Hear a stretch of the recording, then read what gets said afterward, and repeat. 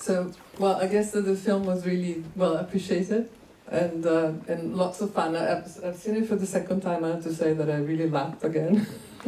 That's good to hear. Yeah, no, definitely. So I really want to start talking a bit about California and the production company and how you got together all this group of people. Because the most interesting thing about the film, it's really been done by a group of friends. They got together, got the idea, and started, working on it. Starting from the screenplay, starting from the acting, everything got very organic, from what I understood. So that's the interesting part to start with.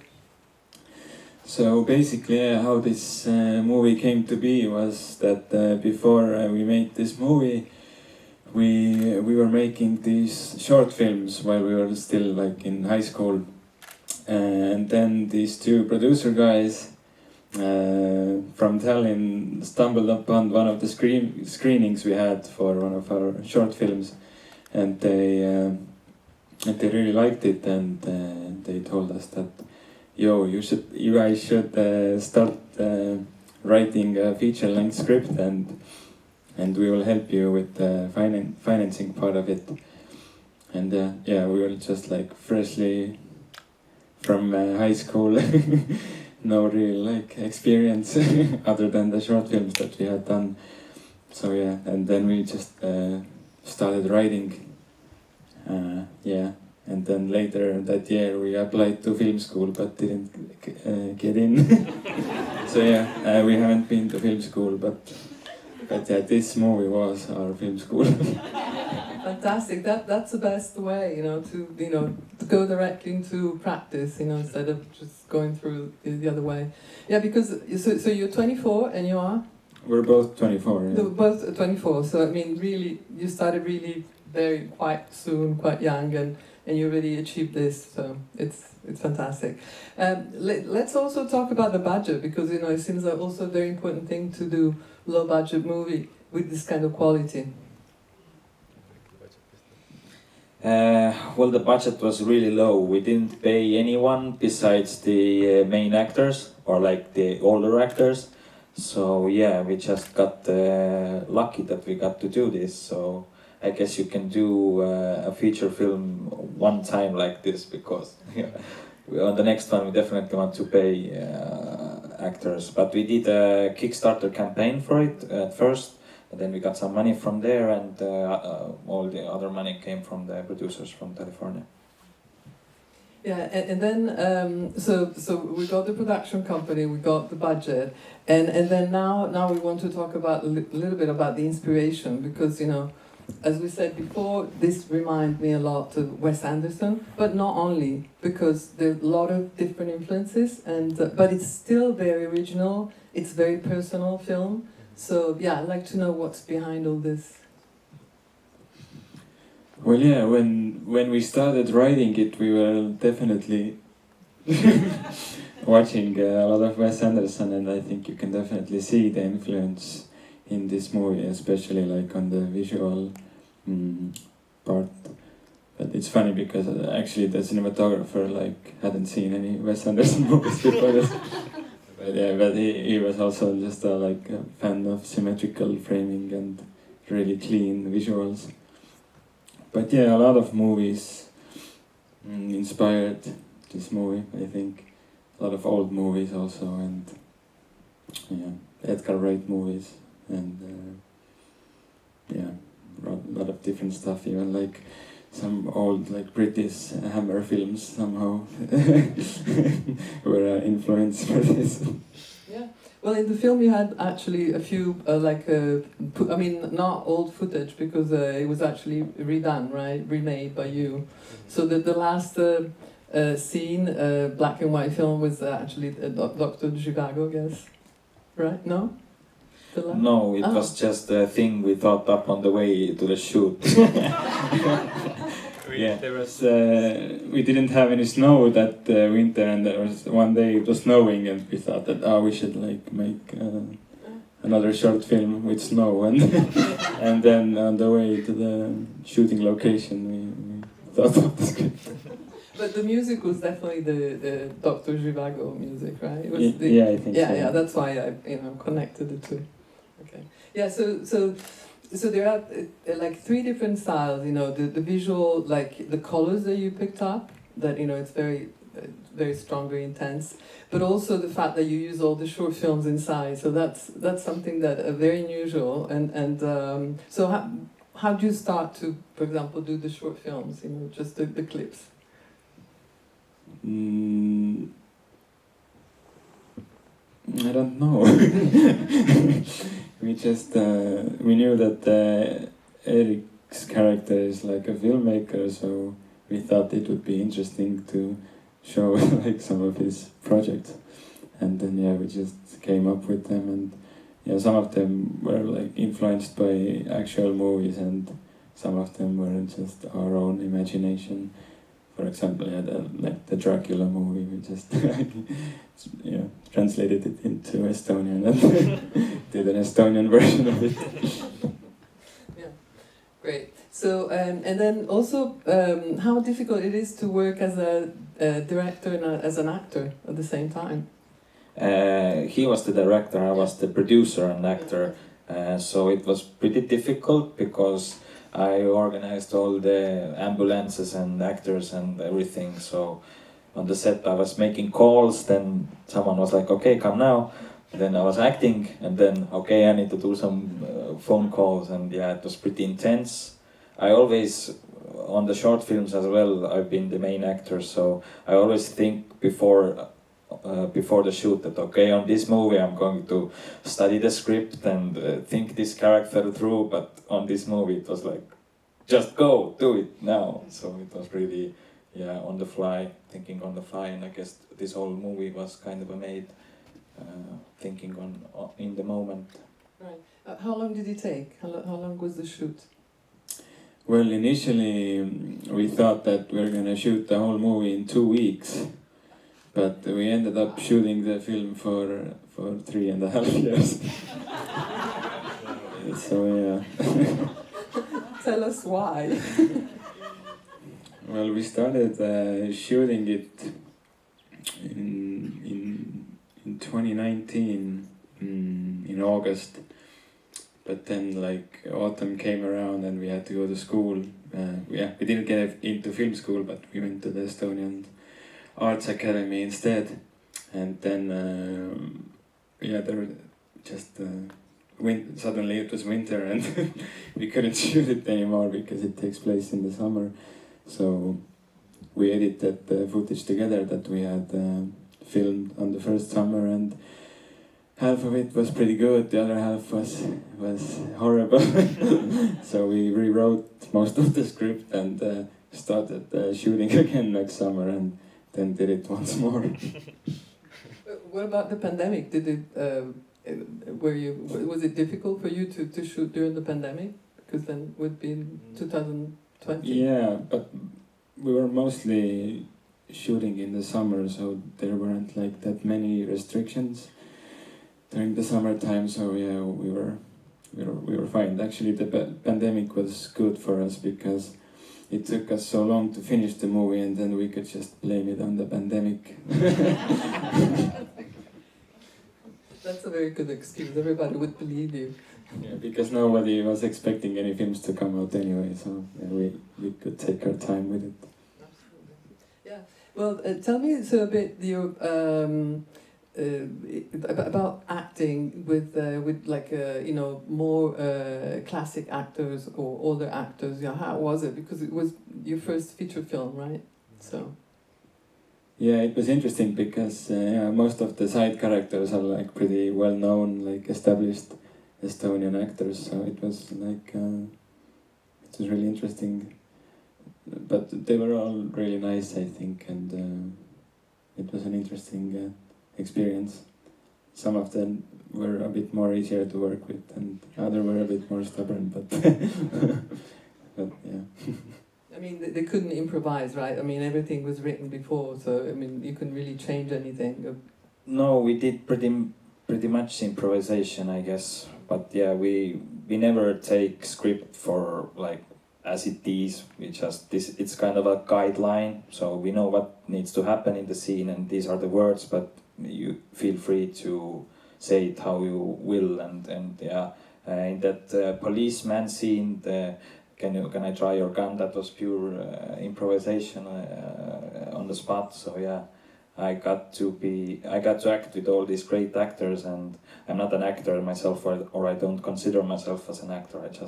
I'm a guy who writes roles in my own movies. So yeah, there were many times I had to pinch myself and yeah, look, these are like great actors, and they're here reading lines we wrote. So it was really great. Yeah. Yeah, you must have been proud, to just get together such, a bunch of talents. So yeah. Another very interesting thing in the use of cars that you have. They're all vintage cars, right? Why did you choose this? Well, we just like old stuff. It looks so much better on the screen.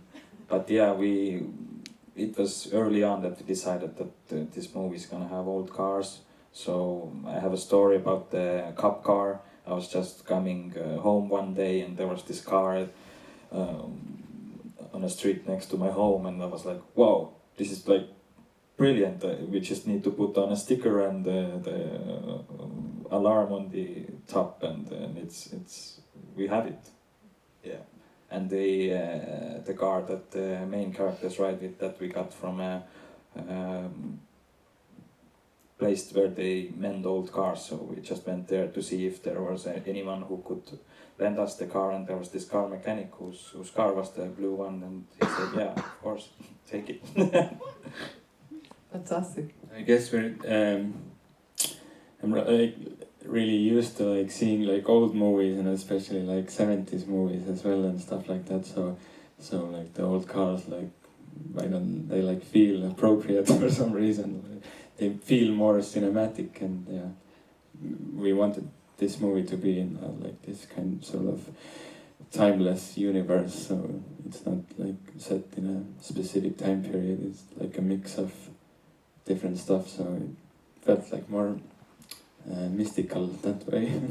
Yeah, no, it's true. In fact, there was a moment when you took up the map out of the car and you put it out, and I said, oh, there's no mobile around, so I mean, no cell phone or anything. So, but then they had them. So it's like, it's a mix. Sometimes you really feel like you're, in a timeless period, or maybe in the 50s, and then all of a sudden you're in the present time. So yeah, it's like a bit of a mix of everything.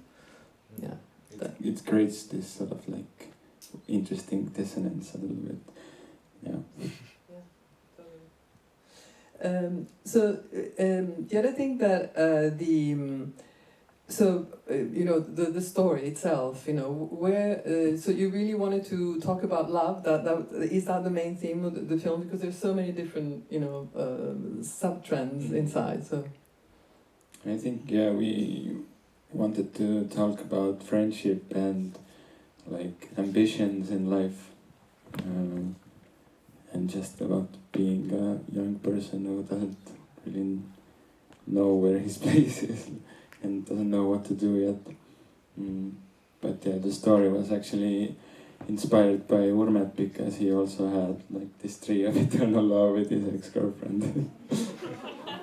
So it's a true story.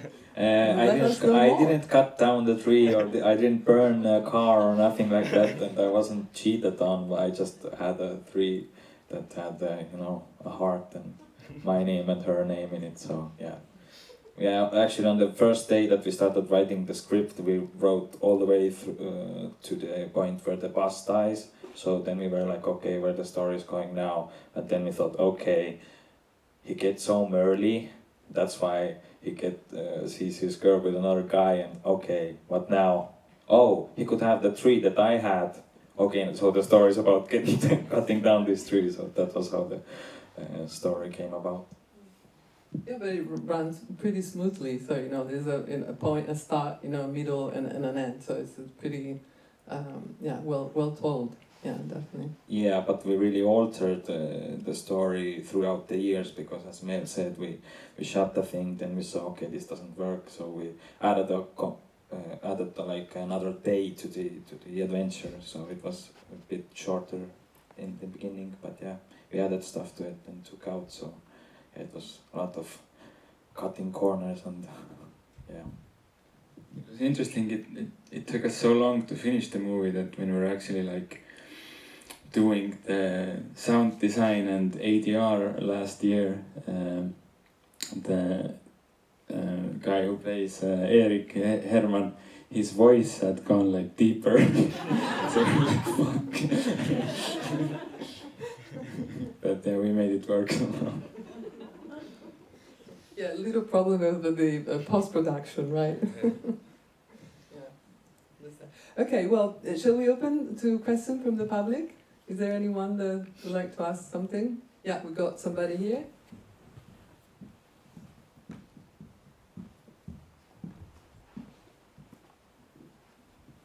Thank you very much. I really enjoyed the movie. Thank you. One of the things that I found really, really interesting, really enjoyable, was how the music really had it gave us a sense of how you were feeling in the various scenes. Can you tell us a bit about what influenced you, how you developed that sound design, and how it worked and came together in the end?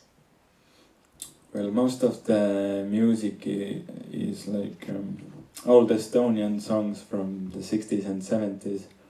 I actually hadn't like heard many of them before I started editing it, but I just knew what I like, what sort of feeling I want in a scene. But then I was just like searching like these old Estonian songs, and found some pretty cool stuff.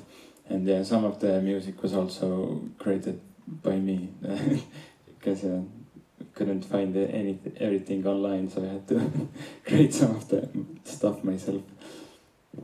So it's also like your own music? Yeah, some of it, yeah. Oh, fantastic.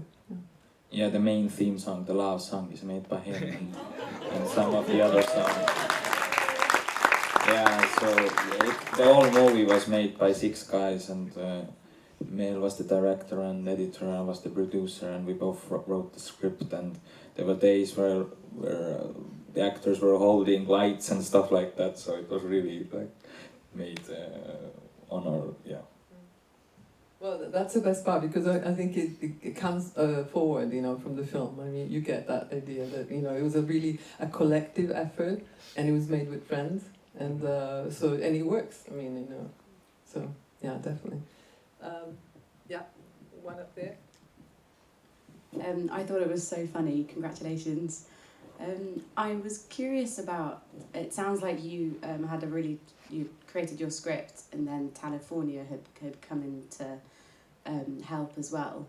How much of the kind of sourcing crew and set and props and things were they involved with, and you both? None of it. Seriously? Yeah, they just gave us money. And then you organised everything else? Yep. So yeah, it was really cool because they didn't like give us any like restrictions or anything. They just wanted to like help us make this movie, and yeah, we had full creative freedom, and yeah, we were pretty much on our own. Yeah, there were like days when there were only 3 people on set, basically. Like, for example, the scene when Erik goes on the bus in the end of the movie. I was the one extra in the bus, and the guy who was the bus driver, he was actually the cinematographer. So That's amazing. So he pressed record and then ran into the bus. That's really cool, thank you. Got another question there. Hi guys, thank you so much. Aitäh teile selle eest. It was really funny. I really enjoyed it. It was awesome to see Estonian on a big screen in London. So well done. Congratulations. And my question is a short one. You had really funny characters like the boss that loved Viking things, and then the weird knight. Why? Because we thought it was funny. We just really like fanatic characters, like people who are like really obsessed with something. So and these both characters are really obsessed with something. So one is with Vikings, and the other guy is really obsessed with creating a medieval village. Yeah, it was just funny to us. So yeah. You're collecting, funny stories around the country, basically. I mean, are they based on true stories or just created them? Not these characters, no. Well, we don't know anyone, but there were probably those people too. But yeah, my character is really based on me. As I said, yeah, I had a tree and stuff like that. And I guess Eric's character is based on Meel because he's the filmmaker guy or before, but yeah, he was maybe the archetype for Eric a bit, and yes. Okay, what about the girlfriend? Who was she based on? Pia? She was just like kind of based on this girl we knew. But yeah, she wasn't based on any of our relationships or previous relationships. But, so, any other question? Yeah, one over there.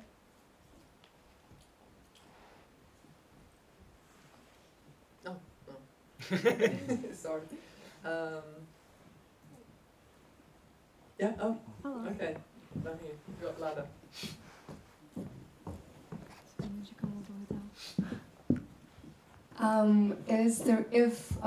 What's his name, Eric? If Eric's character was based on you, then is the reason why he's trying to get into film school so much because he doesn't go to film school?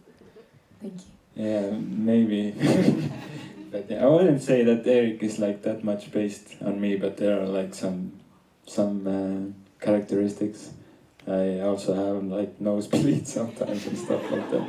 But yeah, it is funny that he's trying to get into film school and we didn't get into film school, so yeah, it's kind of poetic. But he in the end gets into the film school. But we weren't that lucky, but or maybe we were. I don't know.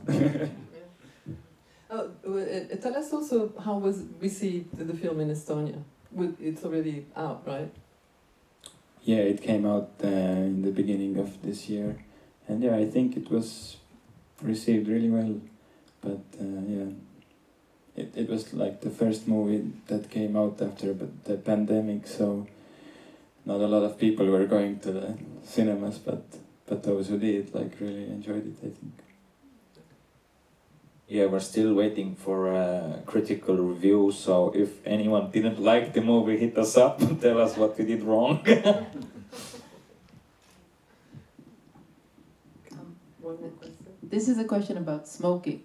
There was a lot of smoking. Is that the reaction to you as after the pandemic, or do people really smoke that much in Estonia?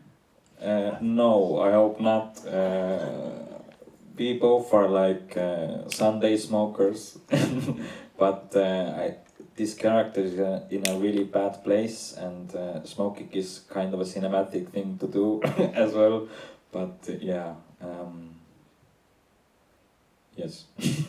Can I just ask, you didn't want to put anything about the pandemic when you were, or was that when you were finishing the film that you didn't? We started the whole process before the pandemic, and yeah, we shot on pandemic, the first year of pandemic, but no, we didn't put any of it in because fuck pandemic.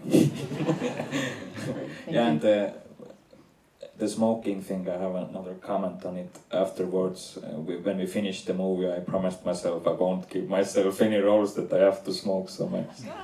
And yeah, you don't. Those who know Estonian know that there are very many swear words as well, but those who don't know, then good.